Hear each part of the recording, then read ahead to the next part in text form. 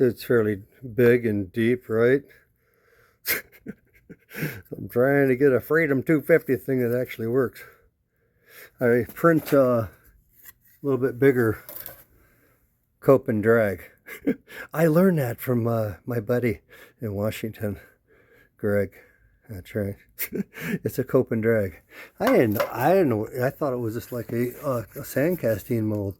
It's a sand casting mold. It's called a cope and drag. All right. Anyway, Freedom 250, baby. I think that thing will print. I don't know if my cope or my drag, whatever it is, maybe it's the drag, is deep enough. It might cave in or something, right? Because I kind of had only so much filament of this pink crap, so I tried to cheat it a smidge. But anyway, we'll see what we can do with that, and then we'll I got a new crucible also that is not all gooey. It's not all gooey. It's stuck on in there, but yeah, it's already just treated. Got it up red, baby hot, about 2,000 degrees or something.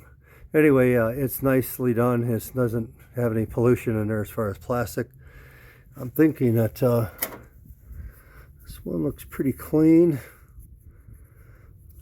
I think that'll be enough.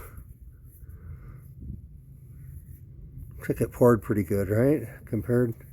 Let me see about these other guys. Yeah, it's a pretty clean one too. Maybe I'll try this one. I'll try that one. Yeah, and then yeah, we'll pour that dude on into here.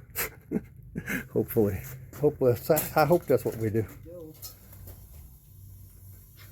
Oh, baby.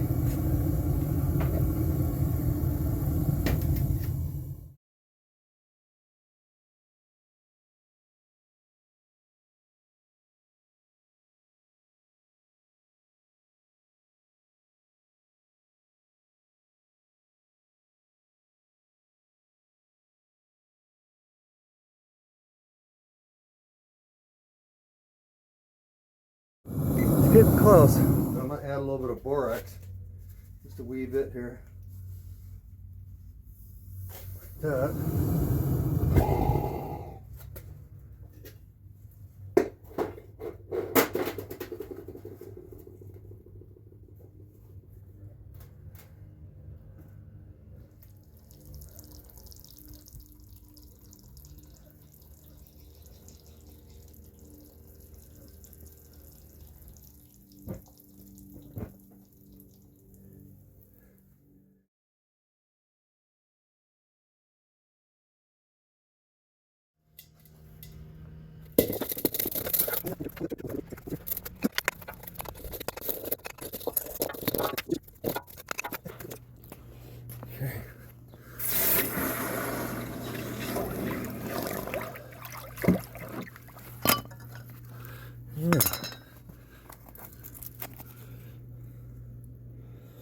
Yeah, we'll poke at it a little bit and see what we can come up with. But yeah, the R looks the wimpiest, and then one of the E's possibly. Anyway, not totally shabby.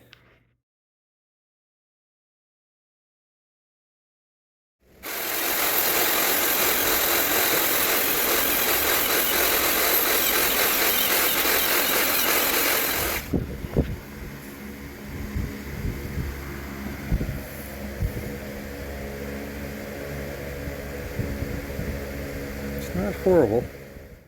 It came up fairly good. A little bit of rough action there. Yeah. Not too shabby. It looks like some rough. I like them kind of rough. I like it. I like it like that. 3, 2, 1.